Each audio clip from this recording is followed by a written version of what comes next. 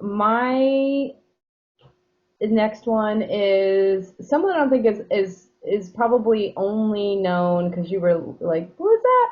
To anybody who's a diehard Gilmore Girls fan or who is a pretty regular watcher of The Good Wife, and that's Matt Czuchry. Czuchry. I really hope I pronounce his name right, but his last name has like a lot of consonants all together.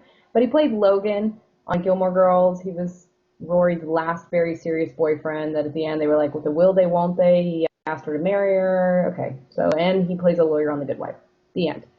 But in, I don't know, a few years ago I went to a party that was, I'm trying to remember, I think it was Ellen's 50th birthday party.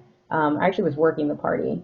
And he was there, and my backstory, and I knew this, was that his college roommate is the son of my mom's college roommate.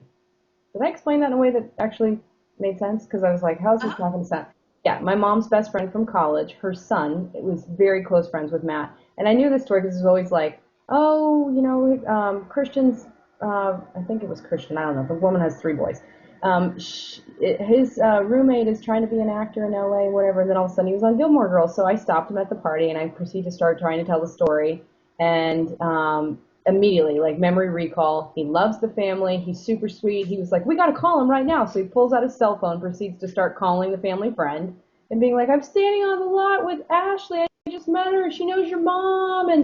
And then was like, we got to take pictures. You got to send them to him. I'll send them to him. And so we like took the series of pictures. He's texting it to him. I'm like texting it to my mom, like, oh my God, look who I met. And he was like, I'm so glad you introduced yourself to me. That's a really cool story. I love when I meet people that like know a connection to my home.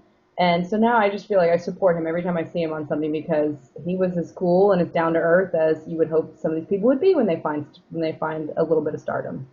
We talked about earlier that you have those experiences where somebody's not cool and it kind of ruins you're just following for them, right?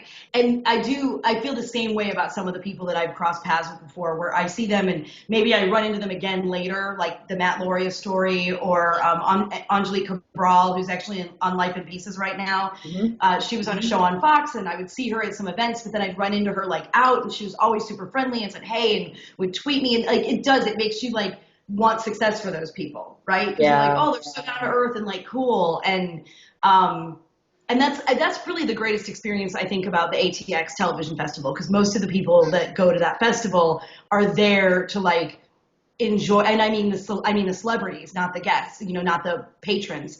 They're there to like just celebrate these past roles and reconnect with the cast of the show that they're no longer yeah, doing, and get to enjoy Austin because most people don't even recognize them in Austin. And I think that's the coolest experience of being at a festival like that and even living in a place like Austin, because there was so much of that like real life. They weren't caught up in the LA scene, and they were just super real, and it makes you love all those people. I agree. I agree.